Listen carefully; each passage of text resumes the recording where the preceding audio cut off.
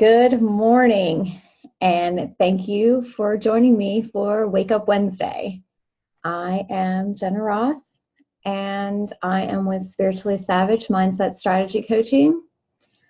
It has been a really long 17 days out on the road. We did a 17-day cross-country trip, and I realized my weirdness when I was out on this trip, and I loved every bit of it. I also, before we really get started, I want to thank my friend Cy Shakita Jackson for these amazing rose quartz earrings that he sent me. They are fabulous, and I love, love, love them. And I'm going to try to tag him in the comments in the bottom of the video so that you can go and look at his other jewelry and talk to him about custom orders and stuff. They are amazing, and I just really wanted to take this opportunity to thank him for them because I got back from my trip, and literally the next morning they were here. It was perfect timing, and it was a really beautiful gift to come home to, so thank you. But we went on a 17-day cross-country trip, and I really got to reflect a lot on the journey that I've been on for the last 2 years and the deep healing journey that I've been on for the last year. And really, I am peeling back layers of a different part of my journey now and really dealing with something deeply personal and painful. And it's been eye-opening to me and very, I'm so thankful. We've talked so much in these videos about your tribe and finding your tribe and the people that you can really bare your soul to and drawing those people to you. And I'm so thankful for my tribe right now. And I had a conversation with someone who is definitely part of my inner circle tribe a couple of weeks ago. And she and I have both had really strong relationships with people who were selfish and drug addicts and had other addiction problems and challenges in their life. And we've been having a lot of conversations lately about self-care. And when you've had codependent relationships and when you've had relationships with people who have had addictions and challenges, a lot of the times we misinterpret what self-care is and we equate it with selfishness. So I really wanted to talk about today the difference between self-care and selfishness, because when she and I had this discussion about self-care and she was talking about how she felt really selfish, and a lot of people do feel really selfish when they're wanting to do self-care, when they're wanting to take time for themselves, when they're wanting to feel like they need to replenish and recharge. And on this 17-day trip, I really got a lot of time to reflect and replenish and recharge and have fun and get out of my setting and really peel back some layers and just be in a different place where I didn't have my distractions and my creature comforts and things like that. I really was left with just me, and it was a really beautiful and wonderful thing. And I've never been on a trip that long where I just had no desire to come home whatsoever. And I did on this trip. I was actually sad to be home. And it was super interesting because it awakened something in me that hasn't been awakened in a long time. For those of you who don't know, I used to travel in the music industry, and I used to travel, we went travel for 6 or 8 months. And it was amazing, and I loved it, and it was something that I enjoyed, and so it awakened something like that in me that was like, yeah, I miss this, I love this, this is where I find myself. So in taking care of yourself, it's not selfishness. Replenishing you and wanting to help support other people with a full cup is totally different than trying to feed people from your empty cup. When you're trying to feed people from your empty cup, you start to resent them and you start to feel like they're stealing from you. And the fact is, they're not stealing from you, you're stealing from you. and giving to other people. So you do start to resent them. And at times they start to resent you because they're not getting enough from you, because you're just giving them scraps, but that's all you have.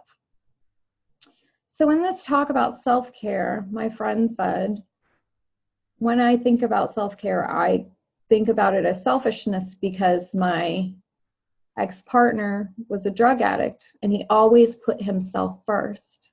And that's the way that I look at it, is I don't want to put myself first. Drug addicts and people with challenges and people that are not healed do not put themselves first.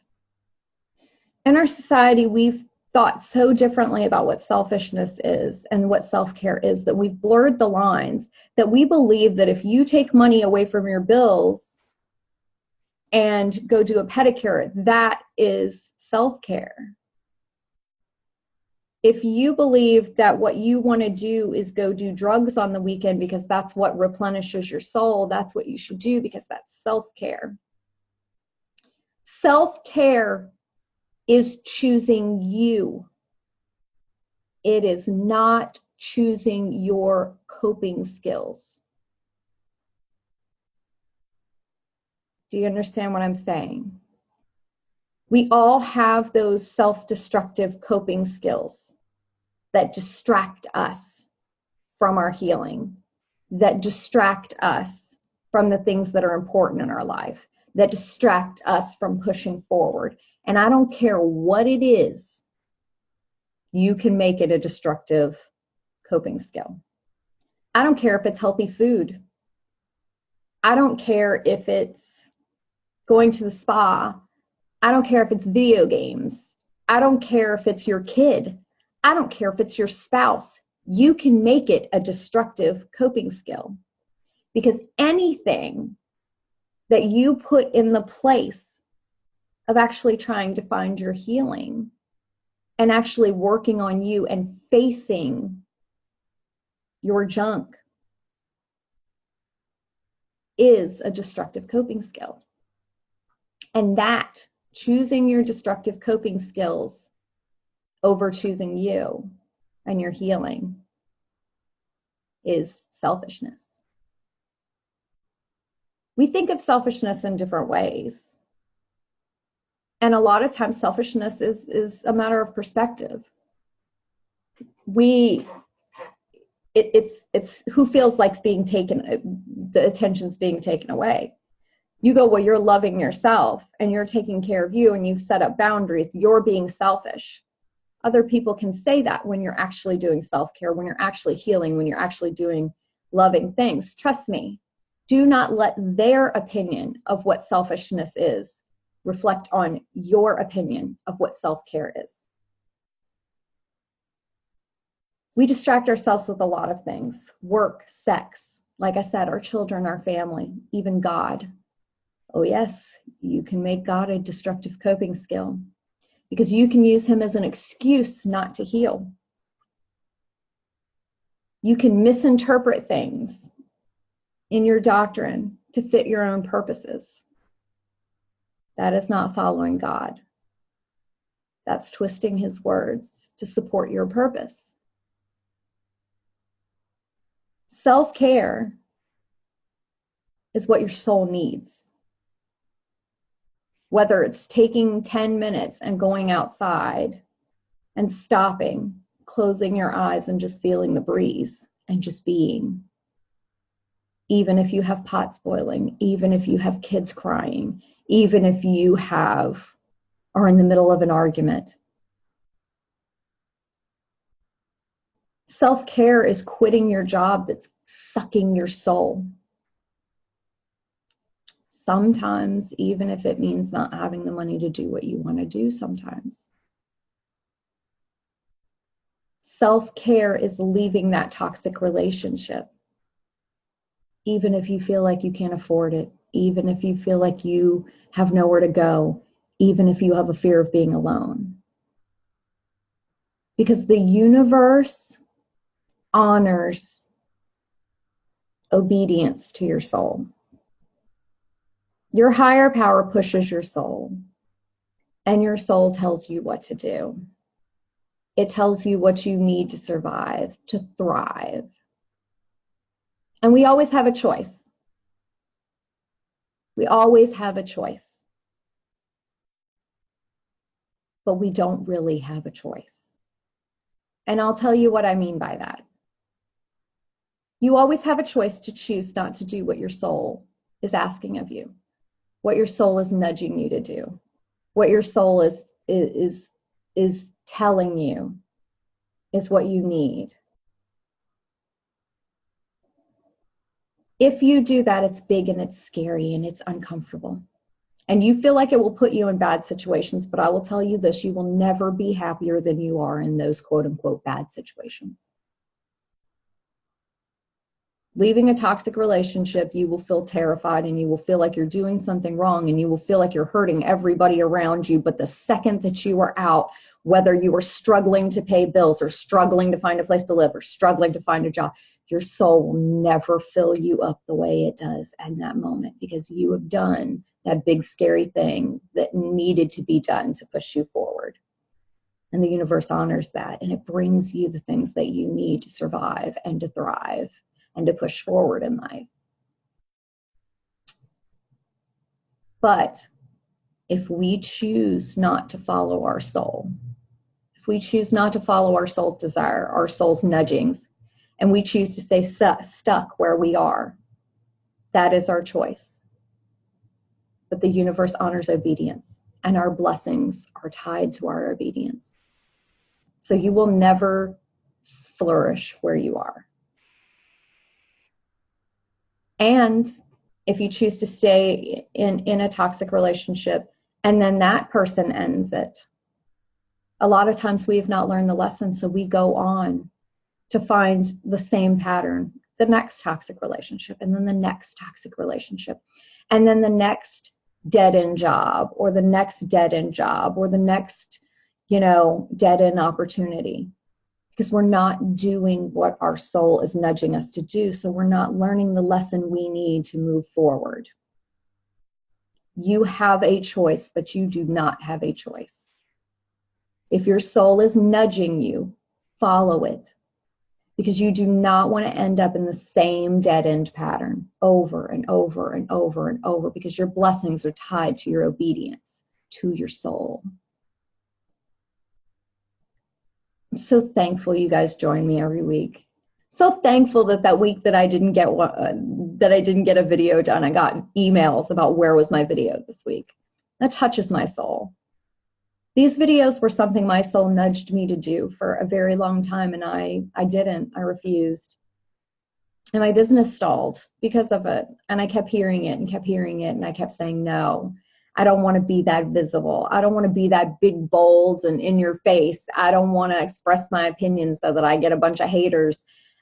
I want to keep talking to my clients, and I can, be a badass in front of my clients, but I can't be a badass in front of everybody on Facebook, everybody on Instagram, everybody on this podcast. I can't do that.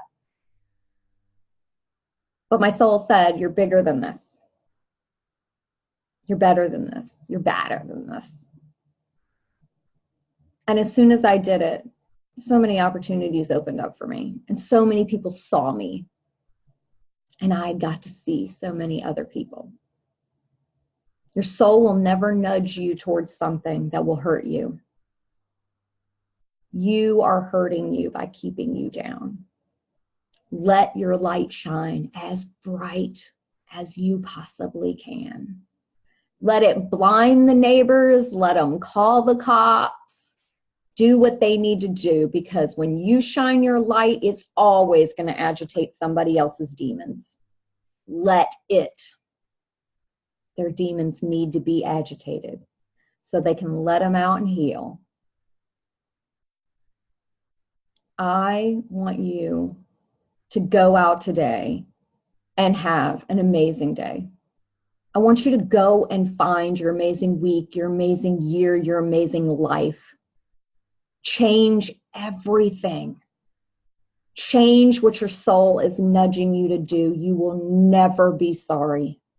Never. Learn self-care. Learn to do the things that replenish you so that you can feed everyone around you, overflowing and not from an empty cup. Don't hoard yourself to yourself. Give yourself as a gift to everyone. They need it. And I want you to go out there and stop sleepwalking through your damn life. Find all of your question marks and get the answers to them. Make everything in your life an exclamation point. Be big, bold, and beautiful, and be you, and take care of you. Take care of you like nobody else will. Take care of you the way you want your partner to take care of you. Take care of you the way you want your family to take care of you. Take care of you the way that you know nobody else can, because you are teaching people how to take care of you. And if you treat you like shit, then what do you think they can treat you like? Take care of you. Don't abuse you. Don't overuse you. Don't give yourself away, because other people believe that they can do that to you too. Go out and have the most amazing day. Go find you and go on your own 17-day journey. Go on your own year-long journey. Go on your own 5-year-long journey. Go on a journey that lasts you for the rest of your life, but find you. Find what makes your soul happy and go be that. Have an amazing day. I love you all, and I will see you next week.